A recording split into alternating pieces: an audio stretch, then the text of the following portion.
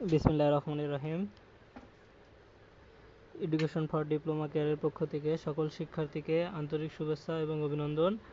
আজকে আমরা civil department প্রথম পর্ব সিভিল ইঞ্জিনিয়ারিং ম্যাটেরিয়াল সাবজেক্টের গুরুত্বপূর্ণ সাজেশন দেখব এবং এখান থেকে আমরা যেইগুলো আমাদের খুবই ইম্পর্টেন্ট ওগুলো আমাদের মার্ক করা আছে, কালারিং করা আছে এবং কালারিং করার মধ্য থেকে যেগুলো আরও বেশি ইম্পর্টেন্ট সেগুলো আমি আপনাদেরকে দেখাই দিব। সম্পূর্ণ সাজেশনটা ভিডিও সহকারে দেখতে থাকেন এবং আপনি এই সাজেশনের আমি যেগুলো দাগিয়ে দিব আপনাকে, আপনার যদি মনে হয় যে এই প্রশ্নটা আমি বুঝতেছি না অথবা এই প্রশ্নটা আমি পারি না, তাহলে আপনি কমেন্টে লিখে দিবেন। যে মনে করেন সাপোজ পিরিয়ড কি আপনি বুঝতেছেন না, তাহলে এটা আমাদের কমেন্টে লিখে দিবেন, তাহলে এই প্রশ্নের অ্যান্সার এবং সম্পূর্ণ ব্যাখ্যা পেয়ে যাবেন আপনি ইনশাল্লাহ। এখন আপনাদেরকে যেটা করতে হবে, যেহেতু এই সাবজেক্টটা খুবই গুরুত্বপূর্ণ, তাই আমি প্রত্যেকটা অধ্যায়ের প্রথমে অতি সংক্ষিপ্ত, তারপরে সংক্ষিপ্ত, তারপরে রচনামূলক এভাবে সাজানো হয়েছে এবং যেগুলো খুবই ইম্পর্টেন্ট ওইগুলোকে আমি মার্ক করে দিয়েছি। সেই মার্ককে আমি দাগাই দিব, সেই দাগের থেকে আপনারা এইগুলো শুধু পড়বেন, ইনশাল্লাহ এখান থেকে আপনি A+ রেজাল্ট করতে পারবেন। তাহলে আমরা শুরু করি। প্রথম অধ্যায় আছে আমাদের সিভিল ইঞ্জিনিয়ারিং ম্যাটেরিয়ালসের পরিচিতি। এইখান থেকে আমরা দেখেন অতি সংক্ষিপ্ত প্রথমে একটা দিয়েছি প্রকৌশল সামগ্রী বলতে কি বোঝায়, তারপরে 3 নম্বরটা পড়বেন পিরন, তারপরে দেখেন 6 নম্বরটা খুব ইম্পর্টেন্ট, কংক্রিটের 4টি উপাদানের নাম লেখো। সেমভাবেই আমরা 8 নম্বরটা খুবই ইম্পর্টেন্ট পড়বেন, আর 10 নম্বরটা আপনি যেহেতু সিভিল ইঞ্জিনিয়ারিং ম্যাটেরিয়ালস পড়তেছেন এটা আপনি অবশ্যই জানা দরকার এবং এটাও পড়বেন, খুবই গুরুত্বপূর্ণ প্রশ্ন। সেমভাবেই আপনাদেরকে আমরা প্রত্যেকটা বিষয়ের এভাবে দেখেন সংক্ষিপ্ততে শুধুমাত্র একটা দিয়েছি এবং এই যে এই 4 নম্বরের ভিতর থেকে আপনার যে কোনো 2টা নামের সংক্ষিপ্ত রূপ আসবে, আপনি এইগুলো একটু পড়ে নেবেন। বিশেষ করে ASTM, তারপরে ASHO, AASHTO এটা পড়বেন, BSTI পড়বেন, ACI পড়বেন, খুবই important, very very important, ACI American concrete institute, ঠিক আছে। তারপরে আমরা দেখেন আমরা যদি 2 নম্বর অধ্যায়টা দেখি একটু, 2 নম্বর অধ্যায়টা আমাদের কি আছে, পাথর, স্টোন। এইখানে দেখেন শুধুমাত্র আমরা একটা কালারিং মার্ক করেছি, 1 নম্বরটা পাথরকে রাজা বলা হয় কেন।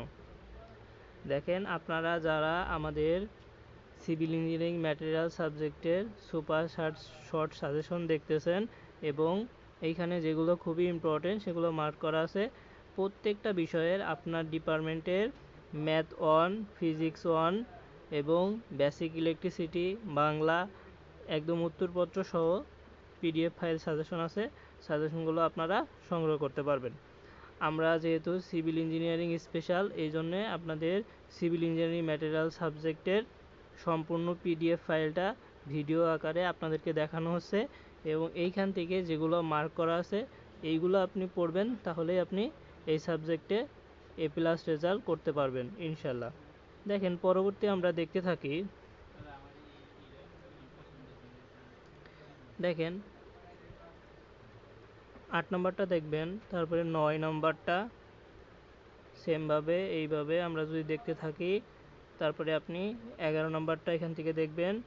তারপরে দেখেন এই যে 2 নম্বরটার সংক্ষিপ্ত দিয়েছি, পাথরের 6টি ব্যবহার লেখো, খুবই ইম্পর্টেন্ট, পড়ে নেবেন। সেমভাবে আমরা যদি 3 নম্বর অধ্যায়ে আসি, দেখেন ইট ও হলো ব্লক, ব্রিক অ্যান্ড হলো ব্লক।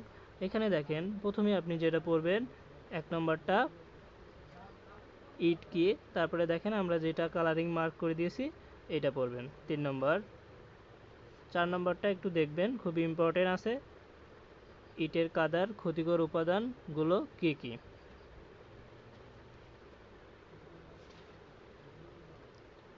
সেমভাবে একটু খেয়াল করেন পাগ মিল খুবই ইম্পর্টেন্ট, এটা মনে করেন যে 100% আসার মতো, ঠিক আছে। তারপরে 8 নম্বরটা খুবই ইম্পর্টেন্ট, যেগুলা আমাদের এখানে বিশেষভাবে হলুদ মার্ক করা আছে এগুলো খুবই ইম্পর্টেন্ট, এইগুলো আপনি খুবই ভালোভাবে পড়বেন, 2বার রিভিশন দিবেন, ইনশাল্লাহ এই সাবজেক্টে আপনার আর কোনো ভয় থাকবে না। তাহলে তারপরে আমরা যদি দেখতে থাকি, আমাদের 11 নম্বরটা আছে, তারপরে সংক্ষিপ্ত এটা 100% শতকরা হারসহ ইটের কাদায় উপাদানগুলোর তালিকা প্রণয়ন করো অথবা উপাদানগুলো লেখো, যেমন সিলিকা, অ্যালুমিনিয়া, এইভাবে সবগুলো লিখতে হবে। ঠিক আছে। তারপরে 2 নম্বরটা, আমরা যেহেতু এটা দেখেন ভিন্ন একটা কালারিং করে দিয়েছি, এইভাবে খুবই কম প্রশ্ন দিয়েছি, এগুলো মনে করেন যে 100% ইনশাল্লাহ এগুলো আসবে। প্রথম শ্রেণী ইটের বৈশিষ্ট্যগুলো উল্লেখ করো। ঠিক আছে, এটা পড়বেন। 3 নম্বরটা একটু দেখে যাবেন, হলো ব্লকের ব্যবহারের অসুবিধাগুলি। এখন দেখেন আপনাদেরকে আমি বলতেছি শর্ট সাজেশন, তারপরেও দেখেন যেগুলো দাগাই দিছি, এখন বলতে পারেন আমাদের বেশি। দেখেন আপনাদের কোশ্চিনে প্রথমে অতি সংক্ষিপ্ত থাকবে 10টা, তারপরে সংক্ষিপ্ত থাকবে 10টা, তার রচনামূলক অপশনে আরও থাকবে 8-9টা, দেখেন 30টা প্রশ্ন থাকবে। অন্তত আপনাকে এখান থেকে তো 50টা প্রশ্ন হলেও পড়তে হবে। এইখানে ওইভাবেই দেওয়া আছে, খুবই কম সংখ্যক। এইখান থেকে আপনারা শুধু এইগুলা পড়বেন তাহলে যথেষ্ট। তাহলে আমরা পরবর্তী অধ্যায়টা দেখি, আমাদের 4 নম্বর অধ্যায়টা থেকে একটু খেয়াল করেন যে আমাদের কি আছে পরবর্তী অধ্যায়, বালি। এখানে দেখেন যে এটা আমাদের মার্ক করা আছে 100%। বালির সূক্ষ্মতা গুণাঙ্ক বলতে কি বোঝায়, এখান থেকে এটা পড়ে নেবেন। তারপরে যদি আমরা একটু খেয়াল করি, এখান থেকে দেখেন আপনাদের জন্য আমরা স্পেশালভাবে সাজেশনটা দিয়ে থাকি। আপনাদের যেগুলো দাগানো আছে এগুলো অবশ্যই পড়বেন, এবং এইখান থেকে কোনো প্রশ্ন যদি না বোঝেন তাহলে প্রশ্নটা লিখে কমেন্ট করবেন ইনশাল্লাহ, অথবা স্ক্রিনশট করে কমেন্টে দিবেন, তখন আমরা ওইখান থেকে আপনাকে বিষয়গুলো বুঝিয়ে দিব ইনশাল্লাহ। তারপরে আমরা দেখেন আমাদের 5 নম্বর অধ্যায়টা একটু খেয়াল করবেন। এখানে শুধুমাত্র আমরা 3টা প্রশ্ন দিয়েছি। দেখেন অতি সংক্ষিপ্তে এমনিতেই কম প্রশ্ন দিয়েছি, তারপরে আপনাদের যেটা খুবই ইম্পর্টেন্ট এটা আমরা মার্ক করে দিয়েছি, সিমেন্ট একটি উন্নত মানের জোড়ক কেন। তারপরে সিমেন্টের জিপসাম কি কাজ করে। সব থেকে গুরুত্বপূর্ণ যে বিষয়টা আপনারা এখান থেকে যেটা পড়ে নেবেন 100%, সিমেন্টের প্রাথমিক ও চূড়ান্ত জমাটবদ্ধতার সময় কত। ঠিক আছে, আর ওয়াটার সিমেন্ট রেশিও, এই প্রশ্ন দুইটা খুবই গুরুত্বপূর্ণ। 16 নম্বরটাও দেখবেন যেহেতু মার্ক করা রয়েছে আমাদের। তারপরে একটু খেয়াল করেন, সাজেশনটি আপনি মনোযোগ সহকারে দেখতে থাকেন এবং এই ভিডিওটি আপনাদের ফ্রেন্ড সার্কেলের মধ্যে শেয়ার করবেন, তাহলে তারা এই বিষয়ে অন্তত খুব ভালো একটা সাপোর্ট পাবে। আর আপনার ডিপার্টমেন্টের সবগুলো সাবজেক্টের পিডিএফ ফাইল এবং এইভাবে শর্ট সংক্ষিপ্ত সাবজেক্টগুলোর সাজেশন পেতে আমাদের পেজে নক করবেন। দেখেন এইখানে 2 আর 3-এর মধ্যে যে কোনো একটা প্রশ্ন আসবে ইনশাল্লাহ, এটা পড়ে নেবেন। তারপরে 10 নম্বরটা দেখেন, চুনের ব্যবহার ক্ষেত্রগুলো উল্লেখ করো, এখান থেকে এটা পড়বেন। তারপরে আমরা দেখব আমাদের 6 নম্বর অধ্যায় টালি। এখান থেকে দেখেন আমরা শুধু 4 নম্বরটা দিয়েছি কি, প্লাস্টিক টালি কোথায় ব্যবহার করা হয়, মার্বেল টালির ব্যবহার ক্ষেত্র এবং ভালো টালির বৈশিষ্ট্যসমূহ লেখো, খুবই ইম্পর্টেন্ট। তারপরে আমরা একটু খেয়াল করি, টিম্বার এবং কাঠজাত পণ্য খুবই একটা গুরুত্বপূর্ণ অধ্যায়। এই অধ্যায় থেকে আপনি টিম্বার বলতে কি বোঝায়, লগ টিম্বার যেটা মার্ক করা রয়েছে, এবং 100% ইম্পর্টেন্ট আসার মতো কাঠের ঋতু সংস্করণ কি, এইটা খুব ভালোভাবে পড়বেন ইনশাআল্লাহ, কমন পাবেন। তারপরে একটু খেয়াল করেন, এই যে 11 নম্বরটা ভিনিয়ার বলতে কি বোঝায়, ইম্পর্টেন্ট। তারপরে 2 নম্বর প্রশ্নটা দেখেন 1 আর 2 সংক্ষিপ্তর মধ্যে আপনার যে কোনো একটা প্রশ্ন আসবে এখান থেকে। ঠিক আছে, ভেজা পদ্ধতি অথবা কাঠ সিজনিং পদ্ধতিগুলো বর্ণনা করো। তারপরে দেখেন আমরা যদি 8 নম্বর অধ্যায়টা দেখি, এখানেও দেখেন কাচের মূল উপাদানগুলো কি, খুবই ইম্পর্টেন্ট, এটা পড়বেন। আর সংক্ষিপ্ততে কাচের উপাদানগুলো শতকরা হার নির্দেশ করো অথবা আলোচনা করো অথবা লিখো। ঠিক আছে, আর এই 1 নম্বরটা পড়ে নিতে পারেন যে বিভিন্ন ধরনের কাঁচ তৈরির কাঁচামালগুলো। তাহলে পরবর্তীতে আমরা যদি আমাদের 9 নম্বর অধ্যায়টা দেখি, আপনারা যারা ভিডিওটা দেখতেছেন একটু মনোযোগ সহকারে সম্পূর্ণ ভিডিওটা দেখেন, এবং আমি আপনাদেরকে 95% বলতেছি এইখান থেকে আপনারা সর্বোচ্চ কমন পাবেন এবং এই সাজেশন থেকে আমি যেগুলো বলছি এইগুলো যদি সুন্দর করে পড়তে পারেন আপনি এই সাবজেক্টে A+ পাবেন। পরীক্ষা দেন তারপরে আমাকে জানাবেন। তাহলে দেখেন রং এবং বার্নিশ এখানে যেটা মার্ক করা রয়েছে আপনি এগুলো পড়ে নেবেন। আমি যদি বলি এখানে 2 নম্বরটা সংক্ষিপ্ত ডিসটেম্বার কি, এগুলো কোথায় ব্যবহার করা হয়, এটা খুবই ইম্পর্টেন্ট, এটা দেখে নেবেন। তারপরে একটু যদি খেয়াল করেন রচনামূলকের যে 1 নম্বরটা রং প্রয়োগ ত্রুটিগুলো বর্ণনা করো। তারপরে 10 নম্বর অধ্যায়টা দেখেন ধাতু এবং প্লাস্টিক। এইখানে আপনাকে 2 নম্বরটা দেখবেন যে শিল্প কারখানায় ব্যবহৃত বিভিন্ন প্রকার লোহার নাম লেখো এবং যেটা আমাদের হলুদ মার্কিং করা আছে এগুলো অবশ্যই দেখবেন ইনশাল্লাহ। তারপরে দেখেন যে লোহার আকরিকগুলো কি কি, ধাতুমল কি, তারপরে ক্রোমিয়াম ইস্পাত আছে, ডুরালিমিন আছে, এগুলো খুবই ইম্পর্টেন্ট। আপনারা জাস্ট এই যে আমাদের হলুদ মার্ক করা আছে এইগুলো পড়বেন, এইখান থেকেই আপনি 100% কমন পাবেন। আর যদি প্রশ্ন একটু ক্রিটিক্যাল হয় সেক্ষেত্রে আপনি সম্পূর্ণ সাজেশনটি পড়বেন, আপনি এখান থেকে অবশ্যই A+ পাবেন। তারপরে আমরা যদি খেয়াল করি আমাদের যেইটা আছে এখান থেকে আপনারা এগুলো দেখে নেবেন।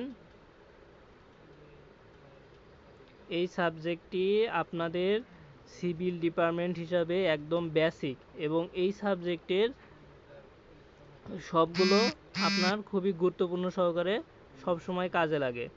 তারপরে আমরা যদি এখান থেকে একটু খেয়াল করি এই অধ্যায় থেকে আমি কিছু দিই নাই, শুধুমাত্র আপনাকে পড়ার জন্য দিয়েছি, কারণ এখান থেকে এই যে 19 নম্বর যেটা আমরা লাগাইলাম এটা ইম্পর্টেন্ট। তারপর একটু খেয়াল করবেন এই যে 11 নম্বর অধ্যায়টা খুবই ইম্পর্টেন্ট, এটা নতুন অধ্যায় আগে ছিল না তারপরে যোগ হয়েছে, এখানে আপনি পড়ে নেবেন যে 5টা বিদ্যুৎ অন্তরিক সামগ্রীর নাম লেখো এবং সব থেকে ইম্পর্টেন্ট 8 নম্বরটা জিও টেক্সটাইলের 2টি ব্যবহার লিখো। সেমভাবে আরেকটু যদি আমরা দেখি এইটা আপনি পড়ে নেবেন যে 5টি অন্তরক এবং জিও টেক্সটাইলের ব্যবহারের সুবিধা অসুবিধা খুবই ইম্পর্টেন্ট। আমরা 12 নম্বর অধ্যায়টা একটু খেয়াল করেন, খুবই গুরুত্বপূর্ণ এবং এখান থেকে আপনার অতি সংক্ষিপ্ত এবং রচনামূলক ইনশাল্লাহ একটা করে থাকবে। তার মানে আমরা এখান থেকে যদি দেখতে চাই তাহলে খুব সহজেই দেখতে পারি সিমেন্টের অ্যাডমিক্সার বলতে কি বোঝায়, পানিরোধী সামগ্রী অথবা 5টি পানিরোধী সামগ্রীর নাম লেখো, অথবা আপনার যেইটা খুবই ইম্পর্টেন্ট নির্মাণ কাজে অ্যাডমিক্সারের প্রয়োজনীয়তা ব্যাখ্যা করো। তাহলে দেখেন আমরা সবগুলো অধ্যায়ের রচনামূলক প্রশ্ন সংক্ষিপ্ত এবং অতি সংক্ষিপ্ত সবগুলো আমরা এখান থেকে দেখলাম। এখন যেই বিষয়টা হলো আপনার এই যে প্রশ্নগুলো দেখছেন এই প্রশ্নের মধ্যে থেকে আপনার যদি কোথাও সমস্যা মনে হয় তাহলে আমাদের এই যে এডুকেশন ফর ডিপ্লোমা কেয়ার পেজে নক করেন এবং আপনার প্রয়োজনীয় আরও যে ম্যাথ 1 আছে, ইংলিশ 1 আছে, বেসিক ইলেকট্রিসিটি আছে, ইলেকট্রনিক্স আছে, এই সবগুলো সাবজেক্টের এবং বাংলা উত্তরপত্র সহ এবং ম্যাথ 1 উত্তরপত্র সহ সাজেশনগুলো পেতে আমাদের পেজে SMS করুন অথবা এই নাম্বারে কল করেন, তাহলে আপনারা সাজেশনগুলো খুব সহজেই সংগ্রহ করতে পারবেন। আর একটা মেসেজ হলো আপনাদেরকে আমি এতটুকু বলবো, যেহেতু পলিটেকনিকে ভর্তি হয়েছেন এবং সবারই একটা স্বপ্ন আছে, এই স্বপ্ন পূরণে দেখেন গতবারের রেজাল্ট এবং তার বিগত বছরের রেজাল্টগুলো বিশ্লেষণ করলে আমরা দেখতে পাই প্রতি সেমিস্টারে প্রথম সেমিস্টারের যখন রেজাল্টগুলো পাবলিশ করা হয় তখন দেখা যায় অধিকাংশ শিক্ষার্থী এক বা একাধিক বিষয়ে 55 থেকে 60% শিক্ষার্থী মানে 55 থেকে 60% শিক্ষার্থী এক বা একাধিক বিষয়ে রেফার্ড অথবা ফেল আসে।